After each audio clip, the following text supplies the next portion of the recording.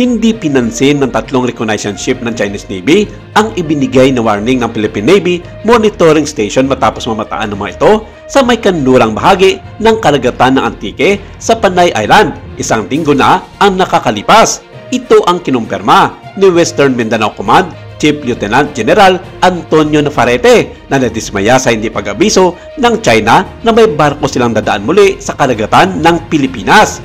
Bukod dito, pinatay na naman daw ng mga Chinese vessels ang kanilang mga Automatic Identification System o AIS. Ipinunto ng general ang ginagawa ng ibang mga warships na dumadaan sa lugar dahil nagpapasintabi ang mga ito o bumubusina ang mga ito. Pero tanging mga Chinese lang daw ang hindi kumikilala sa international protocol kapag dumadaan sa Philippine territory. Giit pa ni Navarrete, walang epekto ang naging payag ni Chinese Ambassador Wang Xilian na agad nila ipapaalam sa Pilipinas kapag may mga Chinese vessels na dadaan sa teritoryo ng bansa. Saad niya, oo, parang kanila na yung Visayas Strait. All other warships were informed of their passing. Only the Chinese refused to conform to internationally accepted norms by ignoring them. This despite the Chinese ambassador's word that henceforth he would ask the PLA Navy to inform their embassy in the Philippines who will in turn inform us of any passing planned warships passing through our territorial waters. Una nang tinukoy ni General Navarrete na tatlong reconnaissance ship ng Chinese Navy ang muling namonitor sa teritoryo ng ating bansa. Ito na ang pangalawang insidente na namataan sa baybayin ng Visayas malapit sa katubigan ng Antique ang mga Chinese vessels.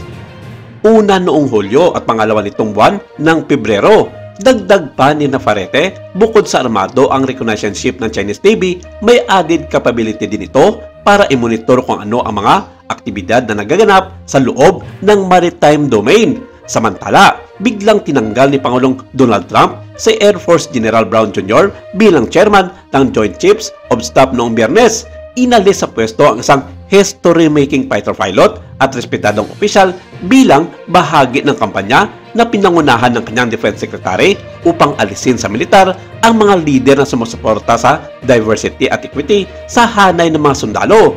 Ang pagtatanggal kay Brown, ang pangalawang itim na general na nagsilbi bilang chairman, ay tiyak na magdudulot ng pagkagulat sa Pentagon. Ang kanyang 16 na buwan sa pwesto ay ginugol sa digmaan sa Ukraine at sa lumalawak na tunggalian sa gitnang silangan. Ayon sa mga balita, si Brown ay siyang nangunguna noon na lumaban sa karapatan ng mga Black Americans sa kasagsagan ng nooy Black Matters na ginagawang pagkondena sa mga pangaras sa kanilang mga kakulay. Sinabi na pinag-initan lamang di mano ni Trump si Brown dahil sa isyong ito at walang kinalaman sa trabaho dahil isa siya sa pinakamagaling na general sa Amerika sa kasalukuyang panahon kung saan naging matatag ang Ukraine sa pakikidigma nito kontra Russia dahil sa tactical support na ibinibigay ng US sa ilalim ng pamumuno ni General Brown.